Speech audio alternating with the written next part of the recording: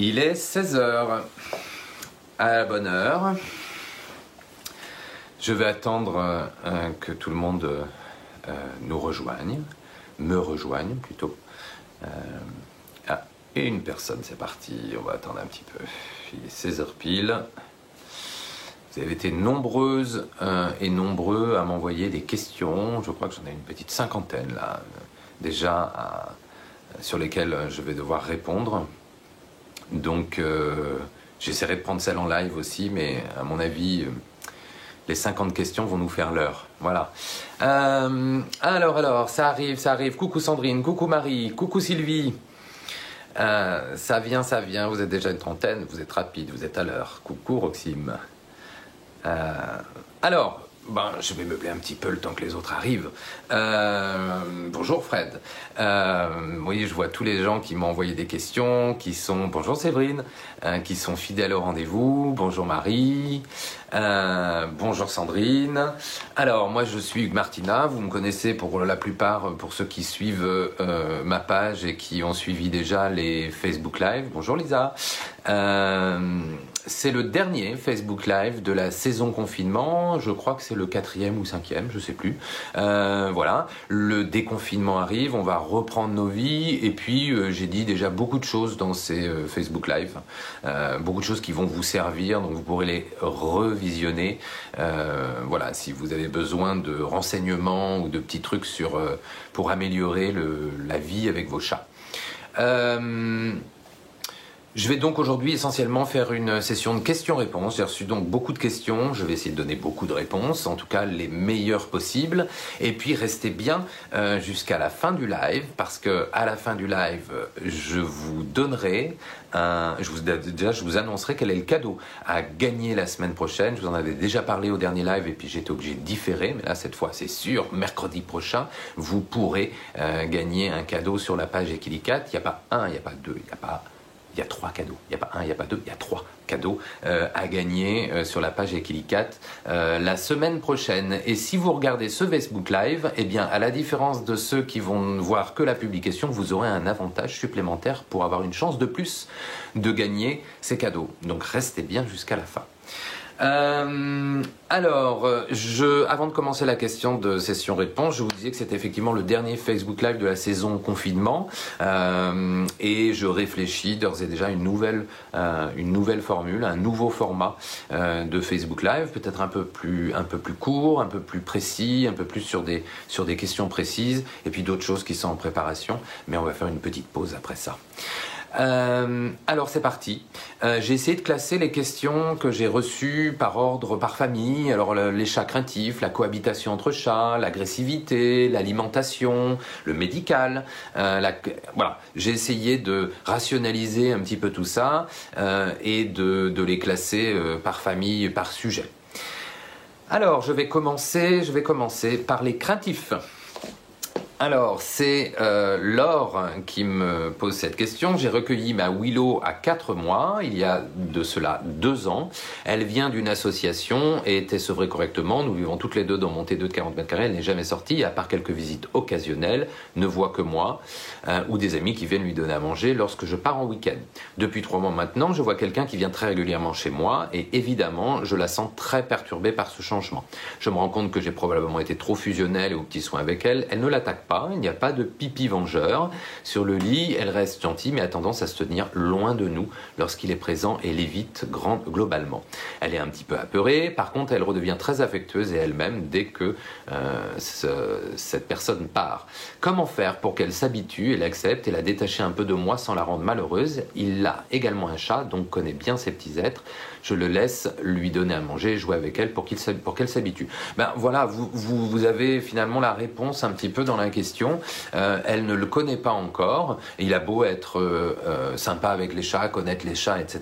Elle ne le connaît pas encore et il vient tout d'un coup dans son environnement, dans sa routine, casser quelque chose et amener une part d'insécurité. Il faut d'abord effectivement que ce petit chat apprenne à connaître votre ami qui va venir régulièrement. Vous faites la bonne chose, jouez, donner à manger, donner des friandises. Et une dernière chose, ne pas aller vers elle, en fait, la laisser, elle, venir et réduire elle-même la distance. Si vous allez sans arrêt vers le chat n'a pas la maîtrise finalement du rapport avec vous. Alors que si c'est le chat qui vient vers vous, il a une certaine maîtrise, d'accord? Donc le meilleur moyen, c'est d'être patient, de jouer, donner à manger, donner des friandises et surtout laisser le chat venir et accueillir le chat quand il vient par une caresse.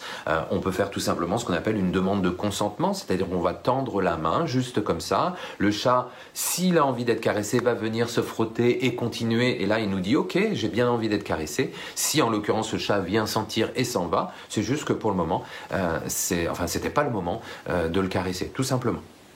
Alors, Laurence Bayeux, bonjour. J'ai adopté ma prunelle au mois de janvier 2020, elle a 7 ans. Elle a vécu à la SPA 6 ans et demi, petite puce. Ça fait 4 mois que je l'ai accueillie, elle est assez craintive et indépendante. Quand je m'approche d'elle pour la caresser, elle me lève la patte, donc j'insiste pas. Déjà, bon réflexe. Par contre, tous les soirs, lorsqu'elle vient dormir contre moi depuis le début de son adoption, par contre, elle vient dormir donc tous les soirs. J'ai commencé à la laisser sortir dans mon jardin dans un premier temps avec harnais. Ça s'est pas bien passé parce qu'elle s'était enroulée autour de la laisse. Depuis 3 jours, je la laisse sortir sous surveillance. Elle observe, etc., etc. Et la question est... quel conseil me donnez-vous pour la rendre moins craintive quand j'approche ma main pour la caresser? C'est exactement le même conseil que le conseil que je vous ai donné précédemment. C'est-à-dire que vous approchez, vous laissez toujours le chat approcher, être à l'initiative de la baisse de distance entre vous et le chat, vous approchez la main et puis vous approchez la main, vous l'enlevez, vous jetez une petite friandise. Vous approchez la main, vous l'enlevez, vous jetez une petite friandise. Vous faites cet exercice-là plein de fois par jour, 2-3 minutes, avec des toutes petites friandises. Vous n'êtes pas plus gros qu'une granule homopathique, le but c'est pas de nourrir, mais vous allez rendre, la main arrive, il y a une friandise. La main arrive, il y a une friandise. Voilà. Ça, la main va devenir un petit peu plus sympathique, positive, et au fur et à mesure baisser la crainte. Là, vous avez aussi un chat qui a passé 6 ans et demi en SPA. Bon, c'est pas l'endroit le plus formidable, forcément, pour vivre. Donc, elle a peut-être besoin d'un petit peu de temps pour revenir à une vie, je dirais, normale. Alors... sur l'agressivité, j'ai aussi des questions. C'est Mylène. Bonjour, je vous contacte je vous contacte un peu comme une dernière chance. Après avoir adopté un chaton via une association en octobre, chaton non sevré avec le coryza, syndrome caressé-mordeur, début très difficile, castration en février, son comportement se calme. Aujourd'hui, depuis une semaine, il est retourné à l'association après avoir attaqué mon mari au visage. Il passe son temps à attaquer mon fils plutôt en jouant, en le mordant. Parfois, on a la sensation qu'il a besoin de se décharger, frustration, point d'interrogation. Et mord le premier qui passe. Il est constamment violent dans le jeu. À côté de ça, il a des moments très calmes et d'un coup, il vous mord sans aucune raison. Alors... ça, c'est un petit chat qui Alors, syndrome caressé-mordeur, je ne sais pas. En tout cas, certainement une problématique de sevrage derrière. Ça, c'est très, très possible. Donc, c'est certainement un petit chat qui n'a pas les bons réflexes, d'une part. Et puis, j'ai l'impression de lire, au travers votre texte, qu'il y a quand même peut-être un petit peu de prédation, c'est-à-dire ce besoin à un moment de sauter, d'attraper, de se mettre en embuscade, etc. Et donc vous avez un petit chat qu'il faut réguler, c'est-à-dire qu'il faut lui donner du jeu pour vider la prédation, il faut mettre absolument des bols ludiques, etc. Et là, pour l'agressivité, je vous renverrai sur mon Facebook Live sur l'agressivité qui est toujours disponible sur la page vidéo Elicat et Kilicat et sur le compte YouTube, la chaîne YouTube. Donc là, sur l'agressivité, j'ai donné des solutions. Quant soit au caressé-mordeur, soit à l'intolérance, pas l'intolérance, mais le mauvais contrôle des griffures et des morsures, ça je dirais que c'est de l'éducation, c'est un petit peu plus long, il faut enlever sa main à chaque fois, faire comprendre que ce comportement-là n'est pas autorisé. Bien sûr, ça ne sert à rien de prendre par la peau du cou, de donner un pchit d'eau, de gronder, etc. Le chat ne va absolument pas comprendre, et puis ça va le faire monter en émotion plutôt qu'autre chose. Bon, vous avez quand même, Mylène, un cas assez costaud, peut-être que ce serait nécessaire de voir un comportementaliste pour bien faire les choses correctement avec ce petit chat. Sylvie Brunette qui me demande, j'ai 2 chats d'une même portée, mâle et femelle, qui ont aujourd'hui 5 ans. J'ai surpris à plusieurs reprises le frère, miaulant, qui miaulait sur la sœur, comme s'il la grondait, et il se place derrière elle, elle la coince en se mettant dessus et lui maintient le cou entre ses dents. J'ai l'impression que c'est un rapport avec la nourriture. En sachant qu'il fait 3,5 kg de plus qu'elle, effectivement, elle ne fait pas le poids, c'est le cas de le dire. Que veut dire ce comportement? Ils sont stérilisés tous les deux et parfois, petite précision me donne qui est importante, et parfois il veut la poursuivre, je ou pas, et elle lui feule dessus. Il y a de grandes chances que votre chat, il ait un besoin d'activité, un besoin de prédation non satisfait et il reporte ce manque d'activité peut-être sur l'autre chat qui, elle, feule pour lui dire... Mets-toi à distance, puisque je vous l'ai déjà expliqué dans les derniers Facebook Live, c'est mettre à distance le fait de feuler. Donc il y a des moments où elle, ça ne doit pas l'amuser forcément. Je dirais que ce chat-là, il faut enrichir son environnement a priori, donner des bols ludiques, donner des jeux de canne à pêche, donner des points de hauteur, de la vue sur l'extérieur, peut-être mettre de la hauteur aussi pour que elle puisse avoir des chemins alternatifs pour éviter de se faire ennuyer par votre chat. Et si ça continue, il faut appeler un comportementaliste parce que visiblement le conflit n'est pas énorme et il vaut toujours mieux intervenir avant que le conflit augmente. Sébastien, Julie, bonjour, j'ai un chaton de 11 mois croisé persan femelle. Elle fait ses griffes partout malgré les nombreux griffoirs à sa disposition. Elle est souvent stressée, je ne sais pas pourquoi, elle aime se bagarrer avec ses autres compagnons de chatons femelles. Elle aime bien faire sa loi à la maison. Comment canaliser son comportement pour qu'elle se sente bien? Je dirais que c'est la même chose, même réponse que la question précédente. Je pense qu'il lui faut de l'enrichissement. Après, elle a 11 mois, À 11 mois, un petit chat, c'est pas toujours facile de le canaliser. Il a besoin de beaucoup d'énergie, donc beaucoup de jeux de canne à pêche, beaucoup de jeux seuls qu'on fait tourner, des gamelles ludiques pour rendre la nourriture et l'activité alimentation plus intéressante, plus chronophage et plus intéressante en termes de compétences exercées par le chat pour manger. Et puis il faut donc jouer de canne à pêche, je l'ai dit. Donc il faut faire ces choses-là de base. Et quand on a un chat comme ça, finalement, le jeu de canne à pêche, pour vous, c'est du jeu, mais pour lui, c'est un besoin quotidien. C'est-à-dire que vous le voyez comme du jeu et tout ce qui est du jeu, par essence, on considère souvent que c'est inutile. Or, pour le chat, ce n'est pas du jeu. Cette canne à pêche, c'est de la chasse. Et donc, c'est absolument pas inutile, c'est même complètement nécessaire. Alors, ensuite... ok, Mylène, j'ai déjà répondu. Bonjour, mon chat de 4 ans, c'est Isabelle. Mon chat de 4 ans aujourd'hui, 4 ans aujourd'hui, pardon, mais le fait depuis quelque temps maintenant. Il m'attaque souvent sans aucune raison, que je calcule ou pas, les pieds, les jambes, les genoux, les mains. Peut-être un jeu pour lui, point d'interrogation, mais il fait très mal. Et sa tête, son regard change quand il fait ça, et pire quand je l'engueule. Riposte encore plus quand je l'engueule. Et à ces moments-là, très souvent, c'est lorsque je ne fais rien du tout, je suis dans mon lit, etc. Pareil.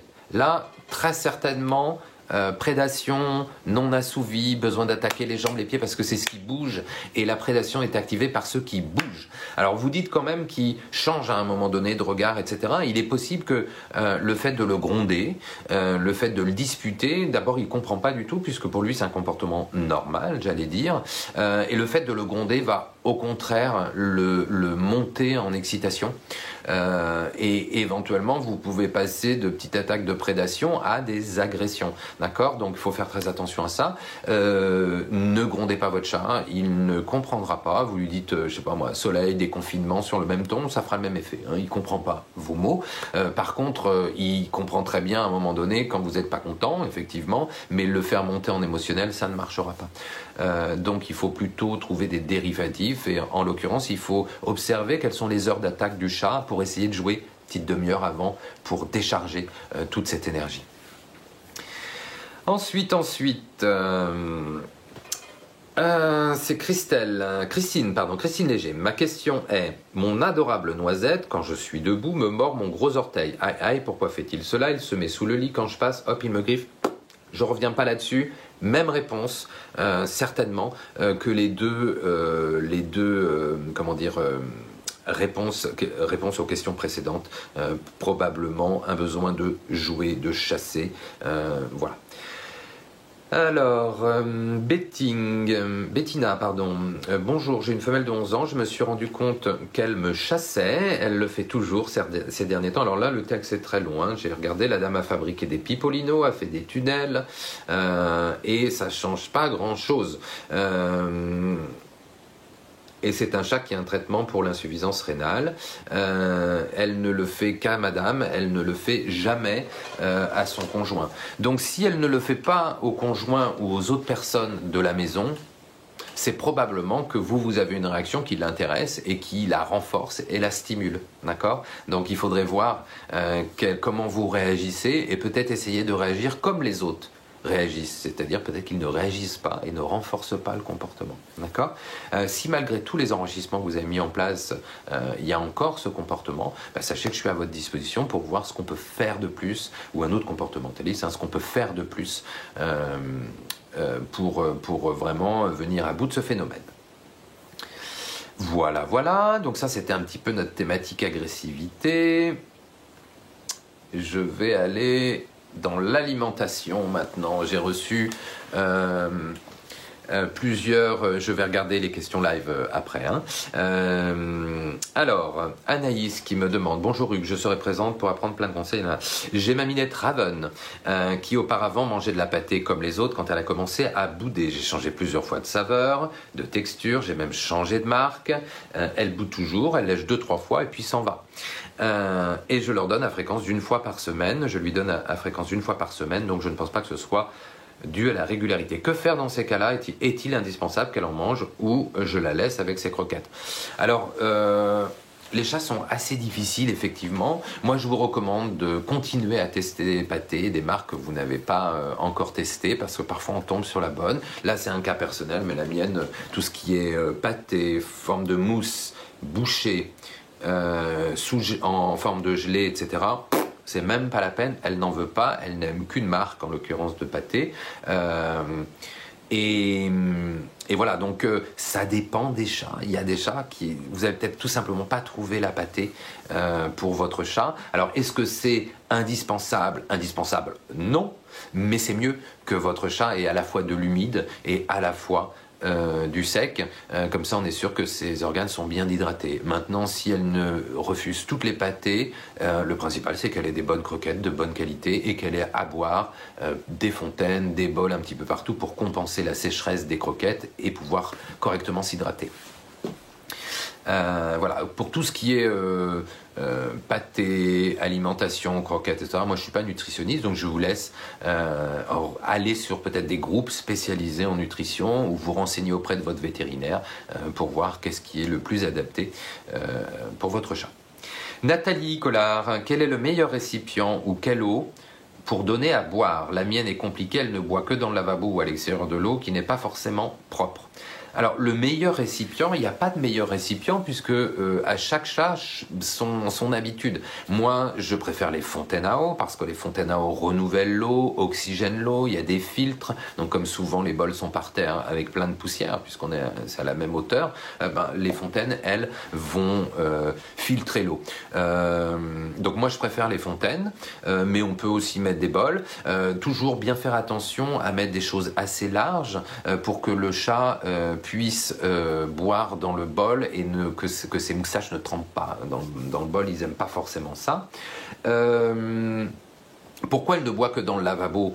Il y a des chances que quand elle est dans la baignoire ou sur le lavabo, vous lui ouvriez le robinet. Donc elle sait qu'à un moment donné, même si c'est une demi-heure après, vous allez ouvrir le robinet. Donc elle aime bien boire au robinet. Et ça veut dire quoi ? Ça veut dire qu'elle aime bien le côté filet d'eau, elle aime bien l'eau fraîche, elle aime bien l'eau oxygénée.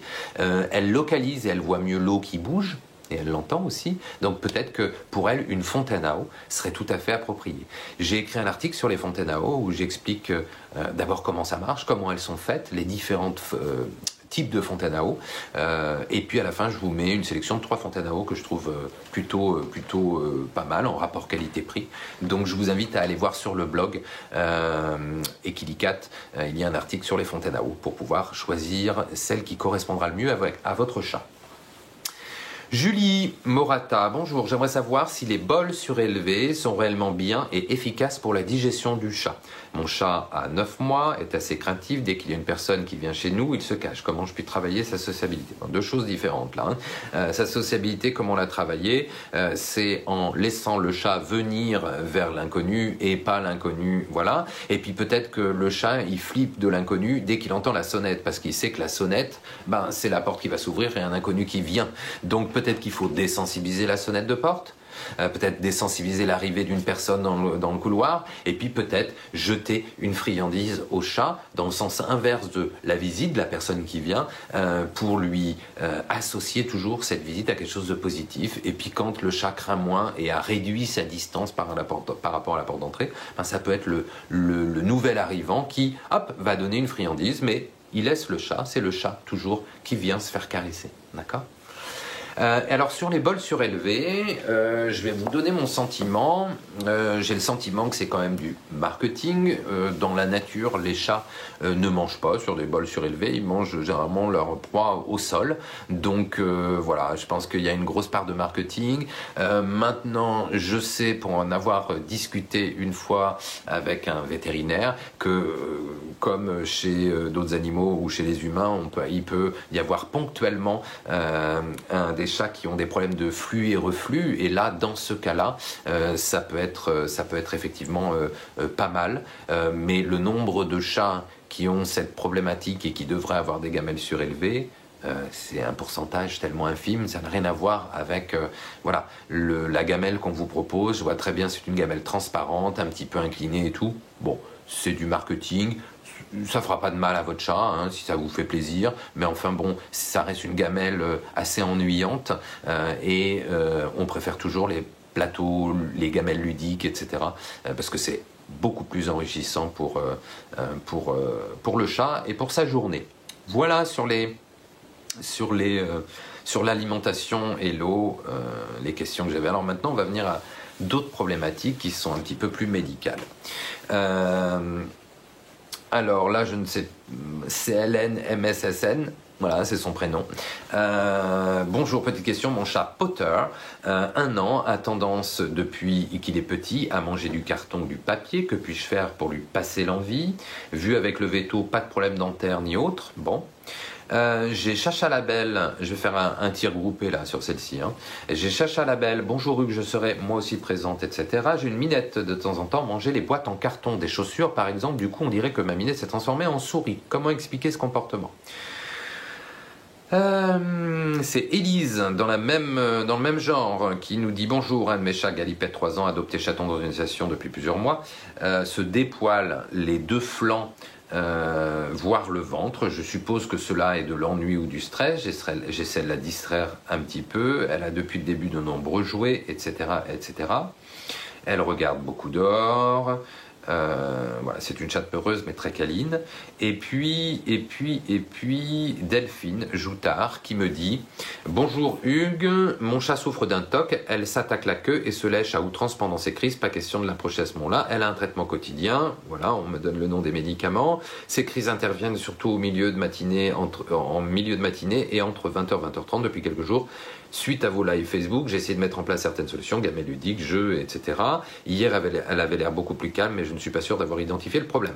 À noter que c'est un chat que j'ai adopté il y a 2 ans, etc., etc. Alors pour toutes ces problématiques-là, je vais être très très clair, le comportementaliste va pouvoir vous aider à enrichir le niveau de vie, le milieu de vie et les activités, mais vous ne pourrez pas juste avec ça résoudre ce problème. Il faut consulter un vétérinaire et je vous engage dans ces cas-là même à consulter un vétérinaire comportementaliste, d'accord? Donc je ne sais pas où vous habitez, mais regardez autour de chez vous, ça vaut le coup même de faire 100 km et de trouver, d'avoir une consultation avec un vétérinaire comportementaliste qui lui va regarder pourquoi il y a ce phénomène-là.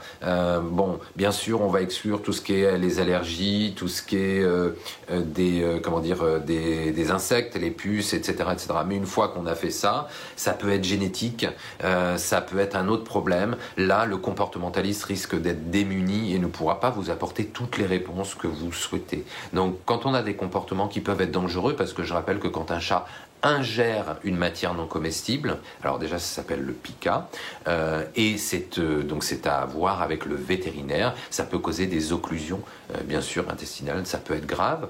Concernant les léchages, l'hyperléchage, alors là, vous dites que depuis que vous avez fait des choses, vous la sentez un petit peu mieux, mais ok, mais ce sera probablement pas suffisant, d'accord? Il arrive, tout comme chez l'être humain, que l'animal ait besoin d'une petite aide. D'accord. Donc dans ces cas-là, il faut voir le vétérinaire et notamment, si c'est possible, un vétérinaire comportementaliste qui fera un petit peu le coup.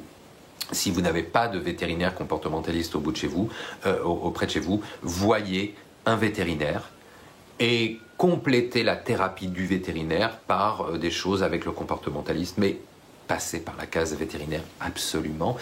N'oubliez pas que votre chat est quelque peu en souffrance quand il fait ce genre de choses, d'accord? Ou il fait ces choses-là pour s'apaiser, pour s'occuper. Donc je pense qu'il y a des choses à voir pour améliorer son quotidien avec le vétérinaire. Voilà, je referme la page médicale, puisque le médical, je vous l'ai dit à chaque live, c'est le vétérinaire. Alors, Sophie Hott, on arrive sur les pipis. Ça fait longtemps qu'on n'a pas parlé des pipis. Je ne sais pas si on va... J'ai 2 chats. J'ai 3 chats, 2 mâles et une femelle, tous castrés. Le second Actarus fait pipi, ou du moins essaie si je ne lui dis pas stop, chaque soir au moment où on se lève du canapé pour aller se coucher. Il fait ses griffes sur son grattoir et hop, se retourne ou descend du grattoir, sa queue frétille et il marque. Donc là, vraisemblablement, c'est effectivement du marquage.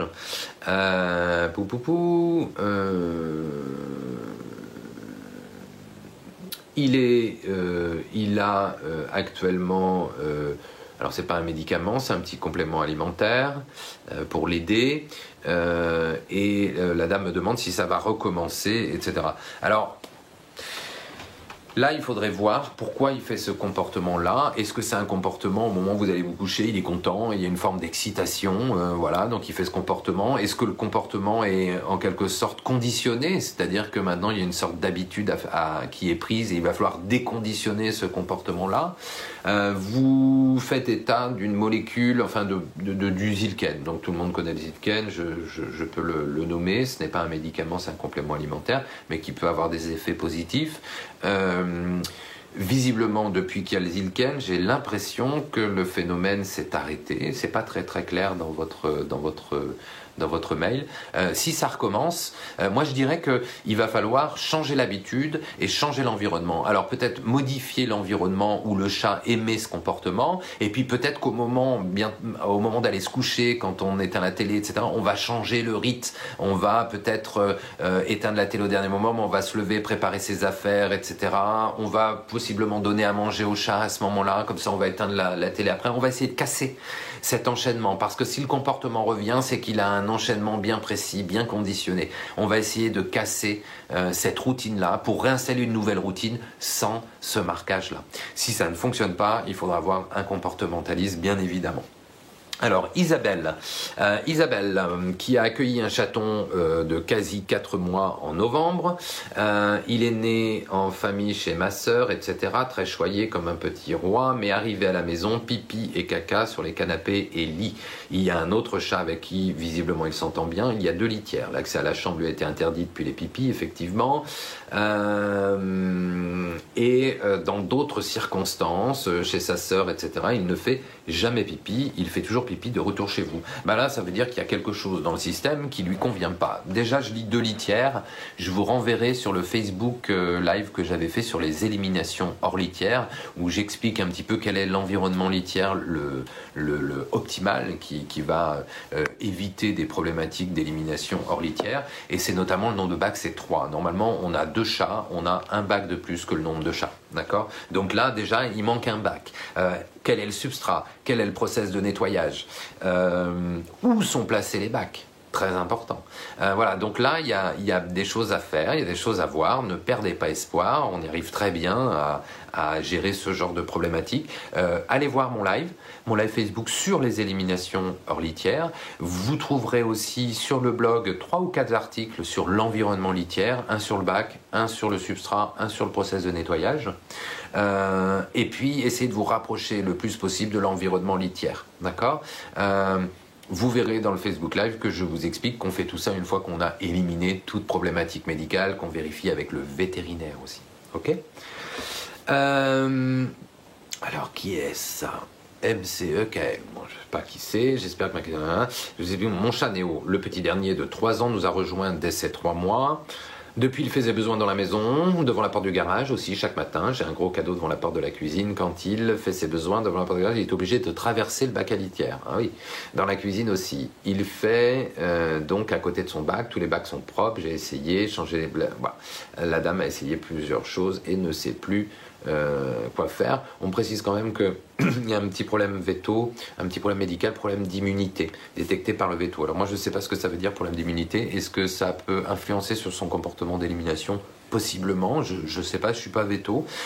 Si vous avez essayé, vous dites que vous avez essayé plusieurs choses, mais est-ce que vous avez essayé tout en même temps ? Est-ce que vous essayez une chose et puis après une autre ? Voilà, donc il y a ça à revoir parce que quand on fait 1 ou 2 changements, peut-être que ce ne sont pas les bons changements qu'il fallait pour le chat. Et puis on refait plus tard 1 ou 2 changements, il y en a 1 ou 2 qui sont bons, mais il manquait celui d'avant. Vous voyez, il y a une géométrie variable. Donc c'est pour ça que je dis qu'en termes d'environnement litière, avant de commencer à travailler sur du comportement, trouver une autre raison que le médical et l'environnement litière, il faut que l'environnement litière soit impeccable, nombre de bacs, emplacement, substrat, process de nettoyage. D'accord ? C'est très très important, c'est fondamental.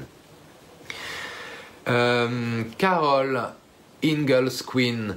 Carol Ingalls, je ne sais pas si c'est la même famille que la petite maison dans la prairie.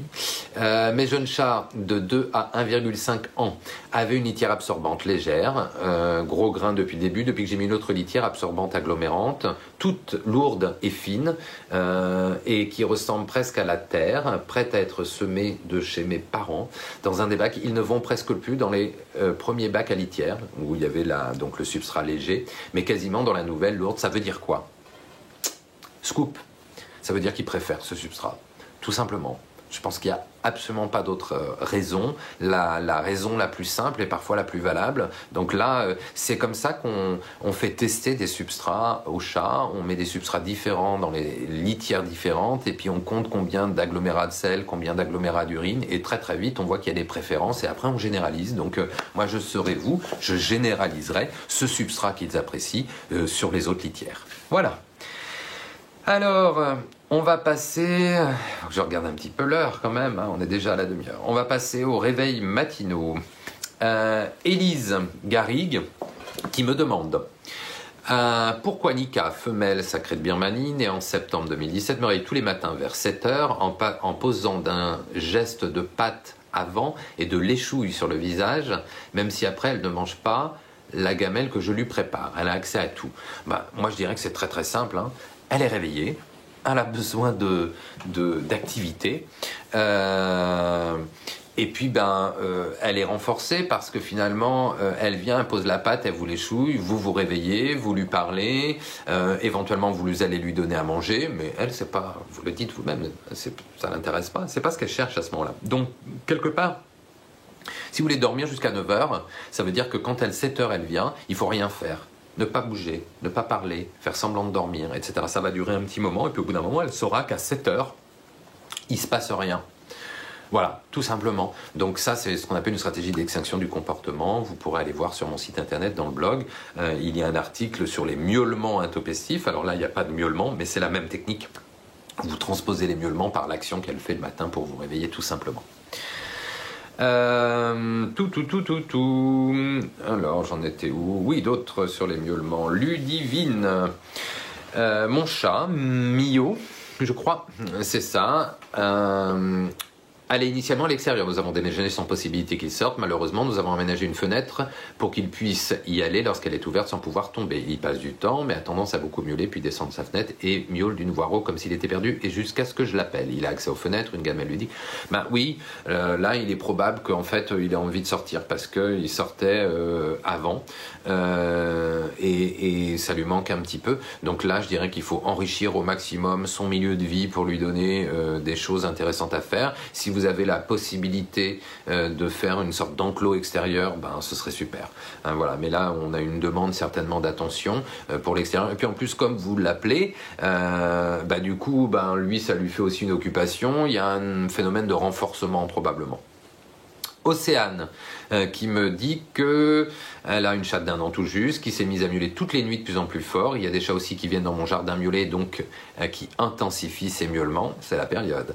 Après plusieurs recherches, j'en ai déduit que ça pouvait être les premières chaleurs. Alors, actuellement, étant confiné, c'est assez compliqué de pouvoir la faire stériliser, surtout qu'il est préconisé d'attendre la fin des chaleurs, effectivement.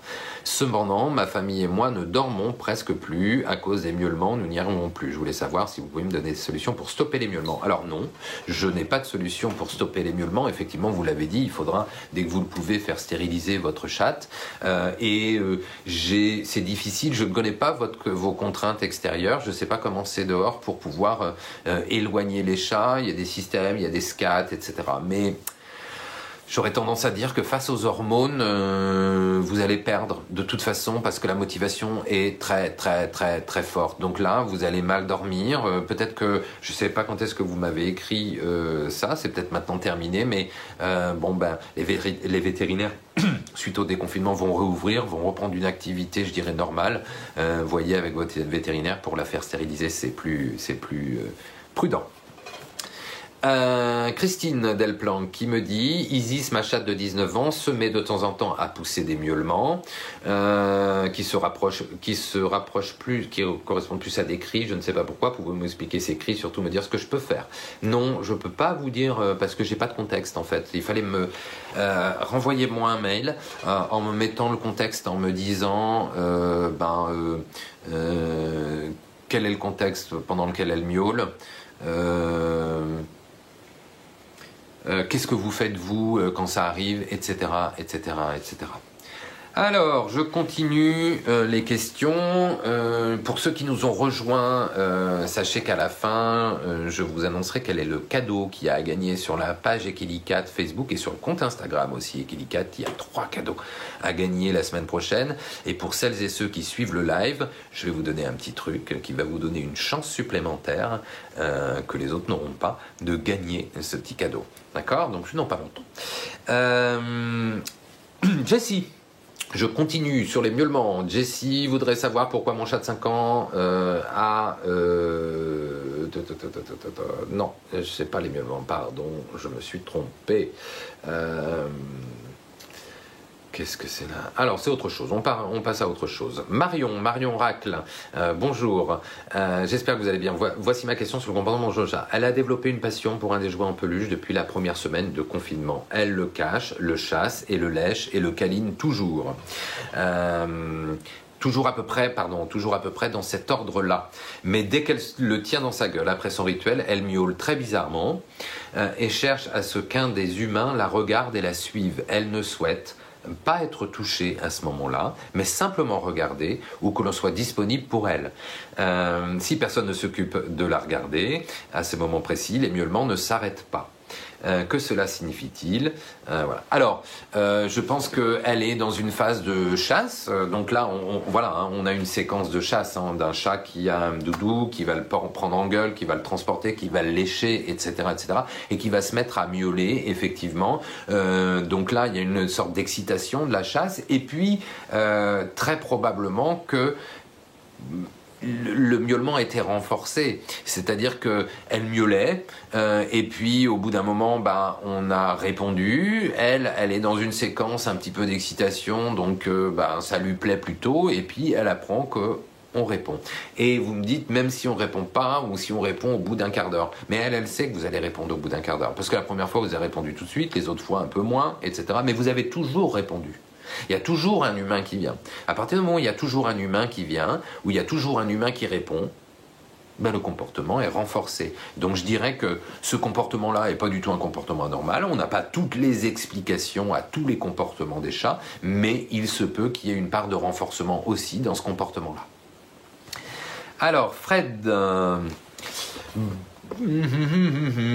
Miaulement vocalise vers 4-5 heures du matin, alors que l'humain référent ne se lève pas à cette heure-ci. Que pouvons-nous faire pour déprogrammer ce comportement? Alors, j'ai demandé un peu plus de précision à la personne qui m'a précisé. Nous avons commencé par la réprimande, au départ verbale, haussement de voix et ton sec, gestuel, lui balancer une chaussette. Ensuite l'indifférence, ce qui ne l'empêche pas de venir planter ses griffes dans mon cuir chevelu ou dans la bouche. Pas cool. L'attention, câlin, mais également en solvant, mais rien n'y fait. Elle reprend de plus belle, etc. etc. Et ça cesse quand tout le monde est levé. Ben voilà, on a tout simplement une demande d'attention qui est renforcée. Et pourquoi elle est renforcée? Elle est même encore plus que renforcée, elle est renforcée de manière aléatoire. Pourquoi? Parce que un jour vous faites quelque chose, un jour vous parlez, un jour vous faites rien, un jour vous donnez à manger, un jour vous faites rien, un jour, voilà. Donc du coup ça devient, c'est la roue de Las Vegas, quoi. C'est qu'est-ce que je vais avoir? Je vais le faire en tout cas, parce que forcément ça va être payant. Donc là, il y a une seule solution, c'est de pratiquer une stratégie d'extinction. Ça marche très très bien.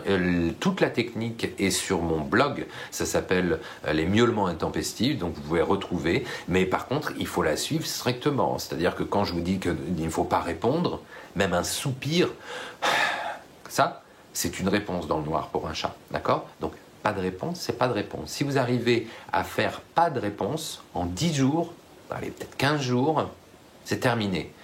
Si par contre, vous savez que vous ne pourrez pas ne pas répondre, ne vous lancez pas dans le protocole d'extinction parce que vous allez au contraire apprendre à votre chat à attendre plus longtemps votre réaction. D'accord? Donc ce serait une mauvaise chose et dans ces cas-là, vous faites appel à un comportementaliste. Alors, cohabitation entre chats, on a des questions sur la cohabitation entre chats. C'est Domino. L'introduction d'un deuxième chat s'est faite d'un coup et notre premier chat n'a jamais accepté l'intrus. Cela fait 2 ans maintenant. Est-il trop tard? Alors oui, ça fait 2 ans. On ne refait pas un protocole d'introduction au bout de 2 ans. Ça ne sert à rien. Par contre, on va faire d'autres choses. J'ai plein de jouets pour les divertir, une grande maison, un enclos, un garage, un grenier, mais ils sont toujours avec nous malgré l'espace. La race veut qu'ils soient proches de nous, Ragdoll et Maine Coon, c'est vrai. Nous jouons aussi beaucoup avec eux, ils sont à l'opposé au niveau caractère, la première calme et dormeuse, le deuxième très actif et taquin. Depuis quelques mois, la première ne supporte plus le mâle. Dès qu'il l'approche, elle grogne, elle feule, souffle. Il n'y a que lorsqu'ils dorment tous les deux que je respire, par contre, jamais rien la nuit et jamais lorsqu'ils mangent. Bon, il y a une petite mésentente. Si elle crache et si elle feule, elle, c'est qu'elle est en train de dire à l'autre, tu te mets à distance, s'il te plaît. Et effectivement, vous dites qu'il est très actif et taquin, alors il a peut-être un manque d'activité qu'il faudrait combler en mettant des bols et des gamelles ludiques. Donc là, je vous renvoie, pour tout ce qui est de l'ennui ou de l'enrichissement, je vous renvoie sur un des Facebook Live qui s'appelle « Mon chat s'ennuie, que faire ?» D'accord? Donc toujours disponible dans la section vidéo et sur la chaîne YouTube. Donc là, j'explique tout ce qu'il faut faire, je montre même des gamelles ludiques, etc. etc. Donc n'hésitez pas à aller voir ce live. Je pense que ce chat-là a besoin d'un petit peu plus d'activité pour foutre la paix finalement à l'autre chat. Hein, tac tac tac, oui, c'est ça. Claire Dufour, nous devons accueillir un nouveau chaton et on se demande comment organiser les différents espaces pour notre chat actuel qui s'appelle Panacota et le nouveau bébé, notamment pour leurs espaces repas et litière. Est-ce qu'ils doivent avoir chacun un espace litière éloigné l'un et l'autre et idem pour le repas ou 2 litières peuvent être l'une à côté de l'autre. On compte également acheter un arbre à chat supplémentaire et investir dans des cachettes et d'autres pour que tout le monde y trouve son compte. Ça, c'est très bien. Effectivement, il faut que tout le monde y trouve son compte. Il faut multiplier les ressources quand on a de nouveaux chats. En l'occurrence, quand vous allez l'accueillir, pour l'instant, la question c'est pas où je mets la litière, etc. Quand vous allez l'accueillir, il va falloir faire le protocole d'introduction entre chats. Donc ça, il est disponible sur mon site internet. Vous le trouverez très détaillé avec chaque étape. Et quand votre chat va arriver, il va être dans une pièce avec sa litière à manger, des doudous, des jeux, etc. C'est après, quand vous aurez mis les 2 chats, une fois le processus terminé, que vous allez répartir dans tout l'environnement les ressources. Alors, non, des litières dans la même pièce, si elles sont trop proches, ça va être considéré comme une litière, donc je vous conseille plutôt de les mettre dans des endroits différents. Ne considérez pas qu'il y a une litière pour le petit et une litière pour le grand. Ils vont probablement échanger et aller mutuellement dans les litières. C'est très possible. Pour tout ce qui est de l'environnement litière, je vous renvoie aux règles qui sont écrites dans le blog. Je vous renvoie sur le Facebook Live sur les éliminations en litière où je donne plein de renseignements sur un bon environnement litière. Pas besoin d'avoir un problème de pipi pour regarder le live. Et puis pour le reste, c'est très bien ce que vous faites. Augmenter les ressources, mettre des ressources avec de la vision sur l'extérieur, plein de ressources comme ça. Alors,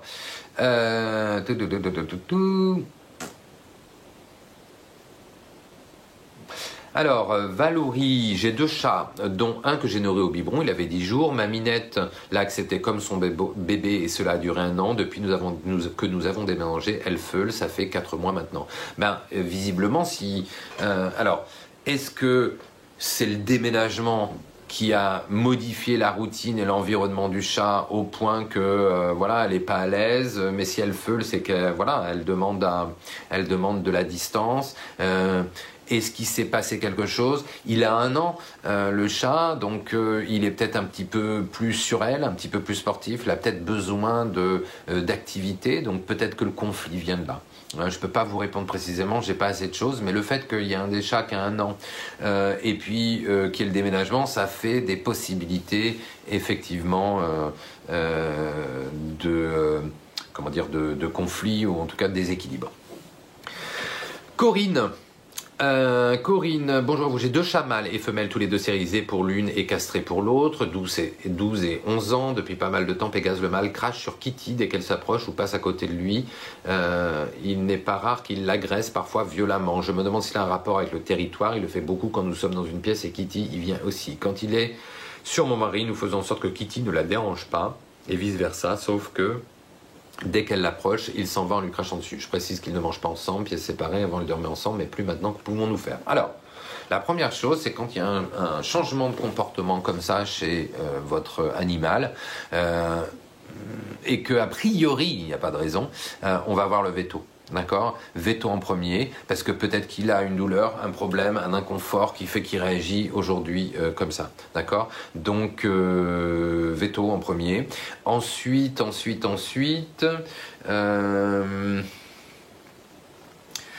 sur le territoire, vous parlez de territoire, en fait on va plutôt parler d'un environnement sur lequel il y a des ressources que le chat aime, et c'est plutôt sur ces ressources qu'il va se battre. C'est-à-dire que s'il n'y a pas assez de ressources avec des points de vue sur l'extérieur, qu'il n'y a qu'un arbre à chat face à l'extérieur, oui, il y aura peut-être du fight sur cette ressource-là, d'accord? Donc il faut en mettre plusieurs pour que les chats aient le choix et se disent ok, tu veux cette place? Bon, mais moi l'autre me convient aussi bien, donc je peux voir aussi, tout va bien. Donc voilà, donc il faut vraiment répartir les ressources de cette manière-là. Qu'est-ce que vous me dites d'autre? Voilà. En ce qui concerne la manière dont vous répartissez Kitty et Pégase, quand Kitty vient, on fait ça avec Pégase, etc. Voilà. N'interférez pas trop dans les rapports entre chats. Il y a des contrats à passer. Ils communiquent. Quand un chat feule, il communique à l'autre qu'il veut de la distance. Si l'autre donne de la distance, il a compris. Donc il n'y a aucun problème au fait qu'il feule. Voilà. C'est exactement comme un chien qui grogne. Si on empêche un chien qui grogne, un jour il mordra directement. Donc c'est stupide d'empêcher un chien grogner, et comme un chat feulé, ok, on comprend la situation, on la prend en compte et puis on agit selon la situation, tout simplement. Alors Lisa, bonjour Hugues, tout d'abord merci pour vos vidéos, très, très intéressantes, merci. Nous avons 2 chats, 6 et 4 ans, adoptés à quelques mois d'intervalle, elles s'entendent à merveille. Première question, il arrive souvent à Lille, à 4 ans de miauler très fort à l'autre bout de la maison, elle ne s'arrête que quand on l'appelle et qu'elle nous rejoint. Et bien là, très certainement, elle est certainement renforcée, c'est-à-dire que elle miaule pour demander de l'attention, on l'appelle, elle dit ouais super, elle arrive, et puis voilà, ça fait une activité, et puis maintenant elle sait comment avoir une activité avec vous, c'est-à-dire en miaulant, par exemple. Deuxième question, par pure curiosité, c'est toujours Lila qui lèche Jelly. Est-ce qu'il y a une signification? Quel type de léchage on est, hein? C'est toujours pareil. Est-ce qu'on est sur un léchage de toilettage? Et donc, il y en a une qui aime bien faire la toilette et l'autre qui aime pas forcément faire la toilette. Et donc, voilà, ça se passe comme ça. Est-ce que, au contraire, on a un léchage qui est un peu plus insistant, comme ça, et puis le chat après s'en va? Donc là, on pourrait être sur pas du léchage, mais un petit harcèlement. Donc là, il me faut des précisions. Je ne peux pas vous répondre, mais a priori, si la séquence de léchage ne se termine pas par la fuite de l'un ou un conflit, c'est que ça se passe comme ça entre elles, tout simplement entre eux. Katia me me dit qu'elle a un chat castré, sourd, très joueur, de 2 ans, qui ne s'entend pas du tout avec une femelle de 21 ans, et il la terrorise et marque son territoire partout dans la maison à la moindre contrariété, sans parler des choses qu'il casse pour attirer l'attention. Bref, est-ce un chat caractériel? Et que puis-je faire pour améliorer son comportement, que je souhaiterais accueillir un chien? Alors, Le chat, il a 2 ans, il est en pleine force de l'âge, donc très possiblement c'est un chat, vous dites il fait plein de bêtises, en fait il casse pour attirer l'attention. Non, il essaye peut-être tout simplement de s'occuper. Peut-être qu'il n'a pas assez d'activité et d'enrichissement, d'accord? Donc là je vous renvoie sur mon Facebook Live sur l'ennui, il y a plein de choses à faire. Et puis il faut vraiment l'occuper parce que vous avez une petite chatte de 21 ans qui doit subir les assauts et les harcèlements de ce petit chat, et ça doit lui rendre la vie franchement pas cool. D'accord? Donc il faut penser, souvent les gens se disent ah tiens mon chat est vieux, pour le redynamiser je vais prendre un nouveau chat. C'est une très mauvaise idée. Alors parfois le chat arrive et puis on n'a pas choisi, hein, bien sûr, dans la famille. Mais si c'est une démarche réfléchie, il faut réfléchir autrement en se disant est-ce qu'il ne serait pas mieux que je laisse ma minette terminer ses jours avec le mieux possible, plutôt que de lui imposer un espèce de petit monstre complètement excité qui va venir la solliciter sans arrêt et rendre sa fin de vie pénible. Et donc vous me dites, et que puis-je faire, pour améliorer son comportement? Donc moi je dis qu'il faut enrichir au maximum la vie de ce petit chat pour lui trouver des occupations, pour éviter qu'il aille se reporter sur votre vieille chatte. Et vous souhaiteriez accueillir un chien? Ok. Moi, j'ai peur que ça fasse beaucoup pour votre vieille chatte de 21 ans. D'accord? Votre vieille chatte de 21 ans, à mon avis, elle ne sera pas là encore pour 10 ans. Est-ce que la réflexion, ce serait plutôt... Moi, ma réflexion, ça c'est personnel, hein, mais ma réflexion, ce serait de me dire non, je vais attendre parce que je veux pas... qu'elle soit saoulée, et que voilà, le chat étant tellement habitué à son environnement et sa routine, et c'est comme un petit vieux, hein, quand on est vieux, on a beaucoup plus de mal à se réadapter à une nouvelle routine, un nouvel environnement, etc. Donc je dirais, lui imposer trop de nouveautés, c'est pas forcément une bonne idée, mais après c'est à vous de voir. Et en tout cas, si vous amenez un chien dans l'environnement, il faut que ce soit un chien qui soit ok chat, qui soit cool, et puis peut-être voir avec un éducateur pour prendre des cours d'éducation pour éviter que le chien harcèle votre vieux chat. Voilà, je voulais passer un peu de temps là-dessus parce que c'était important quand même. Parfois, on ne se rend pas compte, mais nos vieux chats, ils veulent juste avoir la paix, avoir un petit arbre à chat face à une fenêtre, dormir, regarder la fenêtre, jouer un peu, bien manger, et tout va bien. D'accord? Alors, on arrive à quoi maintenant? Ah, il est 52, il faut que j'aille vers la fin quand même. Mais j'ai plein de questions dans la catégorie d'hiver. Alors, je vais essayer d'aller très très vite. Vous êtes encore beaucoup, c'est super. Sabine Françoise, est-ce que le mâle est plus proche de son humain que la femelle? J'ai souvent entendu dire que le mâle l'était, et j'ai une femelle câline mais plus distante et un mâle très glu. S'agit-il de comportement et d'environnement, caractère, prédisposition génétique, etc.? Non, absolument pas. Ce qui est important chez le chat, c'est souvent ses premiers mois, la socialisation, les stimulations qu'il a pu recevoir et qui vont en partie faire son caractère. Ensuite, dans les 6 premiers mois, vous avez les expériences auxquelles il va être confronté. Ça aussi, ça va déterminer un petit peu sa tolérance. Et puis après, vous avez des individus chats et des individus humains qui se préfèrent, hein, qui s'entendent bien. Voilà, donc c'est très très variable. Christina, j'ai une minette de 3 ans adorable, mais elle n'aime pas être dans les bras ou être câlinée, sauf le matin où j'ai le droit à des ronrons. Elle patoune et tète mon t-shirt. Est-ce que ça peut venir de son vécu antérieur, vu qu'elle a été trouvée de moi, etc. Alors, il y a des chats qui n'aiment pas être portés. Il y a des chats qui n'aiment pas forcément le contact. Donc, soit on respecte tout simplement ça en se disant bah, mon chat il n'aime pas être porté, donc je le porterai pas, tout simplement. Soit on essaye de travailler un petit peu ce comportement. Un comportementaliste pourrait vous aider, mais enfin le principe ça va être de prendre votre chat Alors, ça dépend à quel moment votre chat réagit. Est-ce que si votre chat réagit quand vous vous baissez, hop, déjà il n'est pas bien, ben on va désensibiliser le fait de se baisser, sans jamais prendre le chat. Et puis ensuite, quand il sera à l'aise là-dessus, on va le toucher, et puis on va pas le porter, et puis on va désensibiliser avec les friandises. Et puis ensuite, on va le prendre, on va le soulever d'1 centimètre, et on le repose, etc.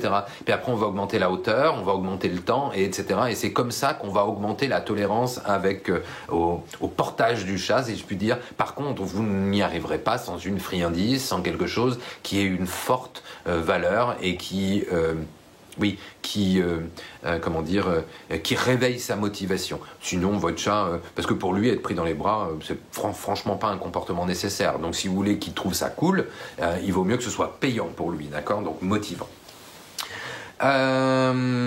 C'est Magtoy, oui. J'ai l'impression d'avoir un chien à la place d'un chat. Il me suit partout, je joue à la balle comme un chien, ça ne me gêne pas, au contraire. Mais est-ce que je le sollicite pas un peu trop? Bah, ça, c'est à vous de le dire. Est-ce que ça vous dérange ou pas? Si ça vous dérange, bah, peut-être qu'il faut le solliciter un petit peu moins ou choisir les heures de sollicitation. Si ça ne vous dérange pas et que le chat il est content, je dirais continuez. Skemet, alors, qui me pose une question toutes les semaines et cette fois qui n'en avait plus, qui a cherché, elle en a trouvé une. J'ai mon choupinou, encore lui, recueilli il y a 3 semaines, suite à abandon. Je l'ai nourri au biberon, il dort avec moi tous les jours, du moins toutes les nuits, vient se applaudir dans mon cou, en ronronnant, patonnant, il bave, c'est un petit peu moins agréable, pour s'endormir, et moi aussi. Il fait ceci depuis tout petit, et ça fait 8 ans que ça dure. Ma question est, je me doute de la réponse, à quoi est dû ce comportement? C'est tout simplement de l'apaisement. C'est tout simplement qu'à ce moment-là, il sait que vous vous apaisez, et puis il se dit ouais, moi j'ai bien envie de m'apaiser. Et puis effectivement, tout ce qui est tétage, etc. C'est relié au paradis perdu de la tétée, d'accord. Donc c'est aussi un acte d'apaisement. Donc voilà, c'est un auto-apaisement. Tu t'apaises, je m'apaise, on est bien ensemble et je dors. Nathalie Philippe, Pyrrhus vient souvent me faire un bisou, mais il me mord le bout du nez ou la joue. C'est comme ça les bisous de chat? Eh ben oui, ça dépend des chats en fait. Si vous voulez pas qu'ils vous mordent le nez, vous enlevez votre nez juste avant pour que jamais il puisse et puis il prenne l'habitude. Moi j'avais un chat qui au bout d'un moment me mordillait légèrement le nez. Moi j'aimais bien, ça m'amusait, donc voilà. J'ai connu pas mal de chats qui faisaient ça. J'ai pas d'explication particulière pour ce comportement. Je pense qu'il est renforcé avec l'humain parce que l'humain approche sa tête comme ça et voilà, tout simplement. En tout cas c'est pas anormal, hein. Marie Sweet, que j'ai vu plein de fois faire des likes pendant le live. Nous avons récupéré une maman sauvage avec ses bébés en octobre dernier afin de sauver les bébés. Nous les avions mis dans un foyer d'accueil dans une très grande cage avec la maman finisse de les sevrer en toute sécurité. Les chatons ont été adoptés, la maman stérilisée. Nous attendions les beaux jours pour remettre la maman en liberté dans son territoire. Ma question est, pensez-vous qu'elle retrouve facilement ses marques après tout ce temps? Alors oui, après tout ce temps enfermée dans la cage, oui, elle va retrouver ses marques. Ça arrive à beaucoup d'associations, vous savez, de trapper. Et puis une fois que la chatte est stérilisée, on va la remettre là où elle était. Genre, elle n'a pas oublié. Voilà. Et en l'occurrence, bravo à vous de récupérer cette chatte et de la faire stériliser, de lui éviter des portées, surportées. Voilà, c'est franchement, on me posait la question l'autre jour de savoir, mais oui, mais quand même, le désir de maternité, faut pas confondre la maternité chez l'humain et la maternité chez le chat qui rôde dehors, hein. C'est vraiment pas drôle, donc faites stériliser vos chats, on ne le dira jamais assez. Et donc Marie, il n'y a pas vraiment de procédure, il faut simplement la remettre dans le lieu où, voilà, ouvrir la trappe et puis rester aux alentours un petit moment et puis on voit comment réagit et puis tout simplement. Alors Audrey, bonjour, une petite question pour ma Ostara qui va sur ses 3 ans, elle me réclame beaucoup d'attention, 30 minutes de harnais le matin, mais elle fait le pied de grue dans le hall dès que je me lève alors que je la fais un peu jouer pour la distraire, grosso modo. Audrey a mis plein de choses en place, gamelle ludique, etc. etc. Et puis elle a l'impression quand même que son chat s'ennuie encore et réclame encore et encore du jeu, toujours du jeu. Donc là, si vous avez déjà fait tout ça, il faudrait voir avec un comportementaliste directement pour voir ce qu'on peut proposer de plus, je dirais, de plus chronophage au chat ou de nouveau ou de plus intéressant. Voilà. Vous parlez des 30 minutes de harnais. Alors effectivement, le harnais, plus on donne de l'extérieur à son chat, plus le chat va avoir besoin et envie d'extérieur. C'est inévitable. Donc moi, je dis souvent aux gens, si vous ne pouvez pas le faire tous les jours, ne mettez pas le doigt dedans, d'accord? Et même quand vous pouvez le faire tous les jours, votre chat, lui, risque de découvrir un monde qu'il aimerait bien découvrir un peu plus profondément. Voilà. Carole, alors...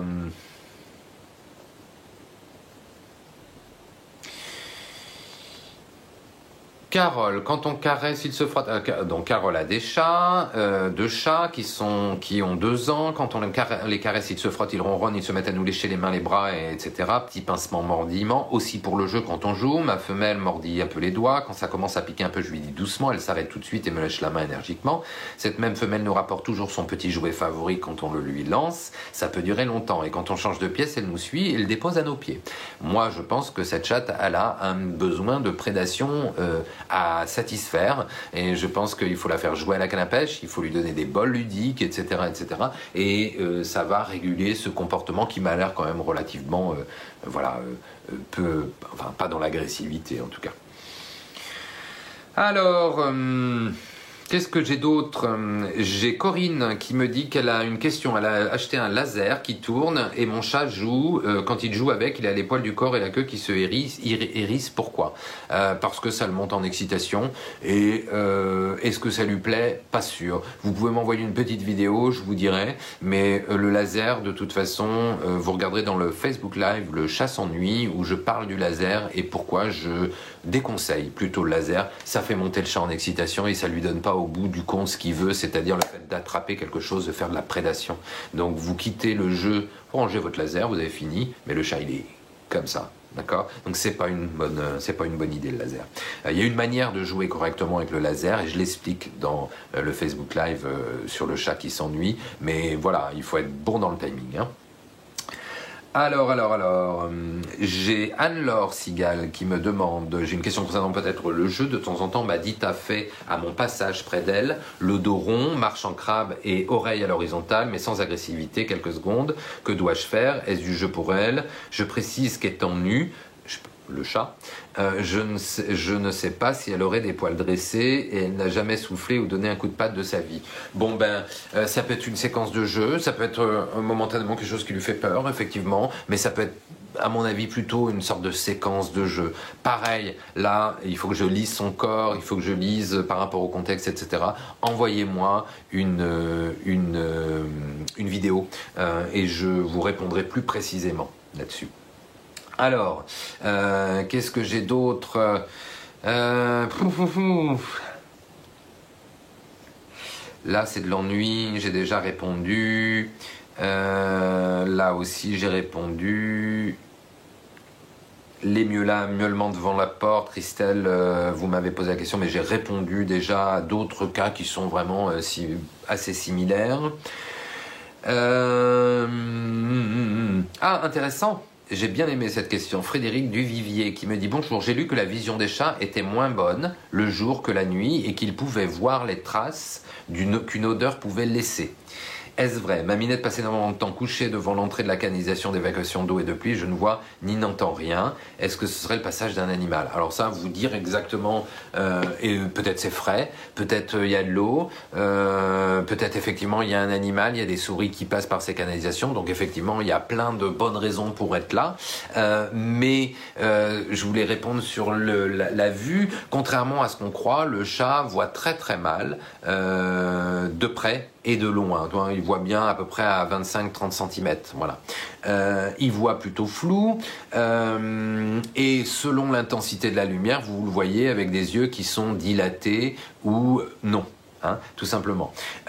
Il voit en moyenne 6 à 7 fois mieux que l'homme et il a une petite membrane. Vous savez ce qu'on voit quand les phares d'une voiture passent et on voit les yeux comme ça qui reflètent du chat. C'est une membrane qui s'appelle le tapedum lucidum et cette membrane est réfléchissante. Et le chat a dans son œil des cônes, beaucoup plus de cônes que l'humain, qui vont capter le soir, la nuit, le peu de lumière qu'il y a pour les réfléchir et augmenter la luminosité.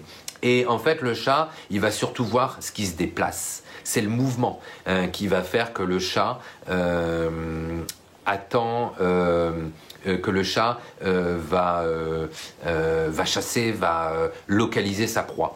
On dit qu'il a une vue en dichromatique, c'est-à-dire qu'il a 2 types de couleurs. Il a les violets, les bleus violets, puis il a les verts jaunes. Voilà, il voit pas le rouge, par exemple. Comme je vous l'ai dit, c'est grâce à ses autres sens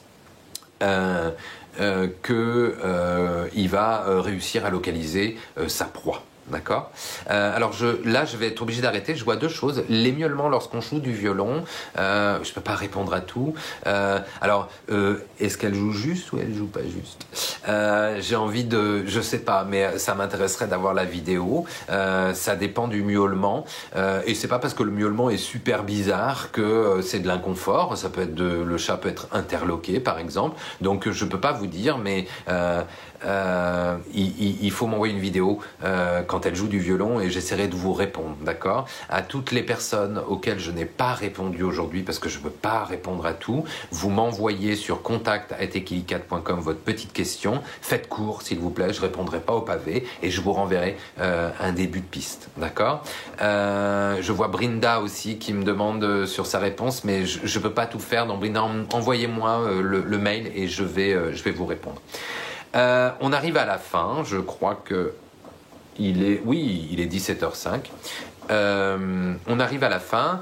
Comme promis, je vais vous montrer ce que vous pourrez gagner sur la page d'Equilicat dès la semaine prochaine, mercredi vraisemblablement. Tenez-vous au courant. Alors il y aura une publication qui va passer avec ce jeu pour gagner ce jeu, mais pour tous les gens qui auront regardé le live, vous avez une chance supplémentaire de gagner les cadeaux que je vais vous montrer si vous partagez la publication le jour de sa parution en plus dans une story. C'est-à-dire que si vous publiez, partagez la publication, vous avez une chance de gagner le cadeau. Et si vous partagez aussi la publication en story, vous avez une deuxième chance, c'est-à-dire que je mettrai 2 fois votre nom dans le chapeau. Voilà. Et de quoi il s'agit? Je vous ai parlé beaucoup des gamelles interactives. Gamelles ludiques et notamment pour les croquettes, le pipolino, la tourcatite, etc., etc. Et vous avez été beaucoup à m'interroger sur la pâtée. Mais alors on fait comment pour la pâtée? Parce que la pâtée, je peux le mettre que dans un bol. Alors je l'avais déjà évoqué, je vous en avais parlé des gamelles en plastique en plastique mou, mais qui passent au lave-vaisselle, qui sont des gamelles sur lesquelles on va étaler la pâtée et le chat va devoir avec sa langue aller dans les interstices pour manger sa pâtée. Donc c'est un bon moyen aussi d'augmenter le temps d'ingestion de la pâtée, d'éviter que son chat se bourre de pâtée, et en augmentant le temps d'ingestion, on augmente l'activité alimentation, on satisfait le chat et on baisse l'éventuel temps d'ennui ou le temps sans activité. Et c'est Inoco qui me fait le plaisir de vous faire gagner ces gamelles-là. Alors voilà de quoi je vous parle. Alors là, il y a un chien en photo, mais on est dans le format chat, hein, vous inquiétez pas. Voilà, elle est bleue, celle-ci. Je ne sais pas si on la voit bien avec la lumière. Il y en a une grise et il y en a une rose. Il y en aura une à gagner sur le compte Instagram et il y en aura 2 à gagner sur le compte Facebook, d'accord? Alors, on met la pâtée, on graisse la pâtée en fait sur, vous voyez la gamelle, et le chat va devoir venir lécher dans les interstices, etc., etc., pour avoir sa pâtée. Ça prend un peu plus de temps. Donc il y a 3 gamelles comme ça à gagner la semaine prochaine, une sur Instagram et 2 sur Facebook, et vous avez une chance de plus de gagner cette gamelle si vous partagez à la fois la publication et à la fois la stories. Ce petit truc, je ne le dirai pas pour ceux qui diront que la publication. C'est l'avantage de ceux qui sont venus me voir pendant le live. Et puis, je ne peux pas vous en parler. Je n'ai pas le droit. Je suis tenu au secret et sinon mes collègues vont me gronder, mais il y a un truc qui arrive très très bientôt et j'espère que vous serez nombreux à nous relayer et à nous suivre. Voilà, je vous remercie d'avoir suivi. Ah, Luc, tu viens de te connecter, mais je viens de terminer, Luc. Donc, tu vas pouvoir regarder le replay. Merci pour cette transition.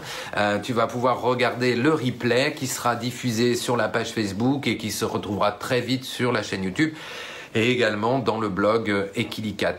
Je vous remercie beaucoup de m'avoir suivi durant tous ces Facebook Live pendant le confinement. Les Facebook Live vont donc du coup marquer un temps de pause comme je vous le disais en début de Facebook, je réfléchis à une nouvelle formule. J'ai 2-3 idées et je reviendrai vers vous très vite. En attendant, n'hésitez pas à continuer à partager les publications de la page Equilicat, les articles de blog pour pour informer un maximum de gens sur le comportement du chat, parce qu'il y a beaucoup de gens qui ne savent pas, tout simplement. Et donc notre but, nous les comportementalistes félins, c'est de vous apporter de l'information et de la bonne information et de vous aider dans la relation avec votre chat. Je crois que j'ai rien oublié. Je réfléchis, je regarde autour de moi. Non, je pense que c'est bon. J'ai tout dit. Je vous remercie beaucoup de m'avoir suivi. Je vous dis à très très bientôt et je vous souhaite une bonne fin de journée. À bientôt, au revoir.